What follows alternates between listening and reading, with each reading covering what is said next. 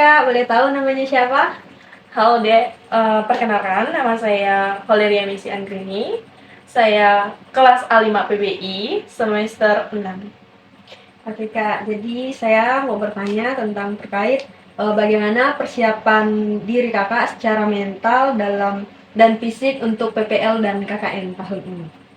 Oke, cara saya mempersiapkan diri saya secara mental yaitu saya menjauhkan pikiran-pikiran saya yang menurut saya yang mengganggu konsentrasi saya selama saya belajar.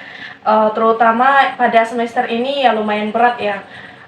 Bagaimana entah itu mata pelajaran, entah itu menghadapi sikap sesama yang entah itu di kelas, entah itu dimanapun kayak teman atau keluarga juga, itu juga bisa mempengaruhi mental kita. Jika seandainya ketika orang tua kita punya masalah, entah itu masalah krisis ekonomi, entah itu masalah apapun, ya kita harus bisa bersabar menghadapi masalah-masalah yang terjadi. Jadi menurut saya ketika pikiran-pikiran itu membuat kita tertekan, bagaimana caranya kita membuat pikiran kita itu kembali menjadi pikiran positif lagi, dengan entah itu cara meditasi, berdoa, untuk menenangkan pikiran kita supaya pikiran kita itu terbuang dari energi-energi negatif gitu.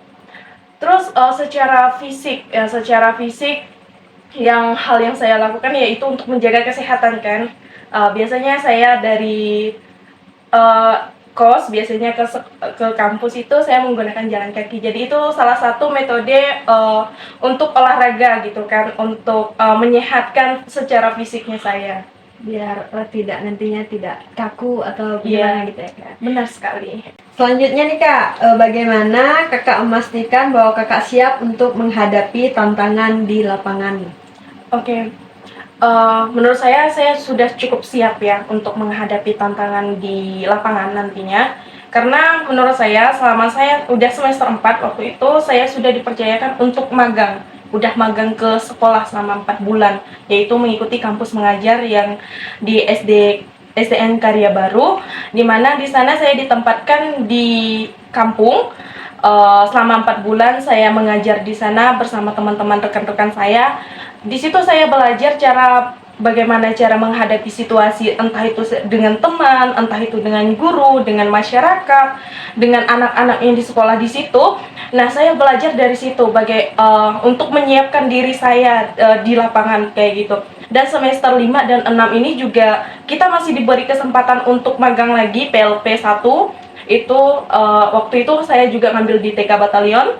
Di situ saya juga banyak belajar bagaimana cara saya harus mengajar anak-anak, bagaimana cara saya melatih pedagogi saya ketika menghadapi sikap anak yang seperti ini. Saya tuh harus bagaimana memanage kelas kayak begitu, mengatur kelas, bagaimana caranya. Saya merasa saya sudah cukup siap karena sudah adanya pengalaman, makanya saya merasa udah siap. Jadi sudah matang ya Kak, Ya. berasal dari pengalaman. Iya. Oke, selanjutnya apa saja persyaratan yang harus dipenuhi sebelum mengikuti PPL dan KKN? Persyaratan yang paling pertama yang di mata kuliah ya. Di mata kuliah ini kan semester 6 ini kami wajib lulus itu micro teaching. Jadi kita di situ seperti prodi saya bahasa Inggris, kita benar-benar ditempa bagaimana cara kita belajar mengajar bahasa Inggris itu kepada murid-muridnya itu adalah teman-teman saya sendiri ya di kelas seperti itu. Jadi itu salah satu syarat. Ketika kita tidak lulus micro teaching, maka kita akan ada pertimbangannya. Entah itu pertimbangan kemungkinan kita tidak lulus, tidak bisa ikut PLP. Itu pertama micro teaching. Terus yang kedua itu adanya SKS. Kita tuh harus SKS-nya harus sampai 120 SKS, harus mencukupi itu. Terus yang ketiga, bagi ada orang yang hamil gitu kan, itu tidak bisa mengikuti PLP karena mempengaruhi dia, mempengaruhi teman-temannya juga. Nanti teman-temannya merasa iri karena dia kan seperti istimewahkan nantinya kan, juga mempengaruhi janinnya juga. Adapun hal lain ya mungkin hanya itu yang bisa saya sampaikan. Oke, dari persyaratan itu nih, apakah Kakak sudah memenuhi semuanya atau masih ada yang kurang? Untuk saat ini kan kita kan belum selesai untuk micro teaching ya kan, belum selesai untuk semester 6 ini. Jadi Belum tahu sih, tapi untuk hal lain yang seperti hamil, yang seperti SKS itu kalau SKS kan belum keluar ya nilainya, jadi belum tahu apakah sudah bisa atau tidak. Tapi saya rasa saya bisa ikut PLP2 karena saya merasa tidak ada SKS yang saya ulang gitu. Mudah-mudahan ya Kak ya. Ya, amin. Oke, selanjutnya yang terakhir nih Kak. Apakah ada pelatihan atau pembekalan sebelum PPL dan KKN dimulai? Iya, nantinya kalau nggak salah itu di bulan Juli kita ada pelatihan untuk PLP sebelum keberangkatan, sebelum penerjunannya nanti kita akan ada pelatihan atau pembinaan nantinya. Tapi belum tahu kapan waktu. Terakhir nih Kak, pesan Kakak buat teman-teman Kakak yang saat ini sedang berjuang PPL dan KKN juga.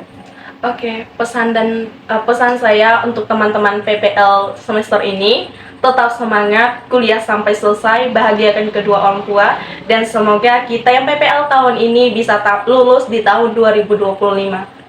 Amin. Oke, terima kasih ya Kak. Sama-sama. Halo Kak. Halo Dek. Boleh perkenalkan nama, prodi sama semesternya Kak? Oke. Baik, perkenalkan nama Kakak Maria Ventari Saudin, Kakak dari prodi PGSD semester 6. Kak Maria, bagaimana cara Kakak mengatur waktu antara kuliah dan kegiatan ekstrakurikuler? Baik, biasanya untuk kuliah biasanya Senin sampai Jumat saja. Terus untuk Sabtu Minggu itu mengikuti ekstrakurikuler. Biasanya kakak di kampus juga mengikuti UKM Pramuka. Jadi di kampus ini banyak memiliki UKM, termasuk di Ormawa itu HMPS maupun UKM. Jadi kakak di kampus mengikuti ekstrakurikuler UKM Pramuka. Di sini di UKM Pramuka biasanya kegiatannya di Sabtu sama Minggu, jadi tidak bertabrakan sama di mata kuliah. Jadi kegiatannya tidak padat ya? Tidak padat ya. Oke, selanjutnya bagaimana cara Kakak mengatasi stres dan tekanan saat banyaknya tugas yang diberikan?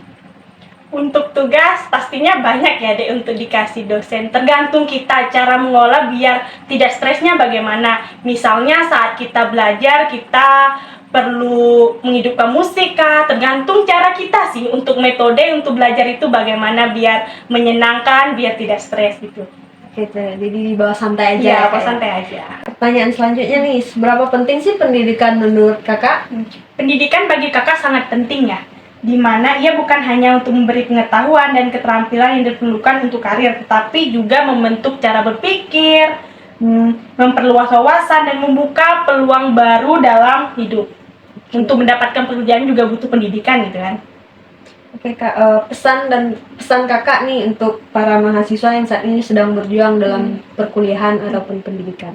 Pesan bagi mahasiswa yang sedang berjuang pada saat ini, kakak harap jangan sampai mengecewakan orang tua, teruslah belajar sampai menuntut ilmu sebanyak mungkin ya kan.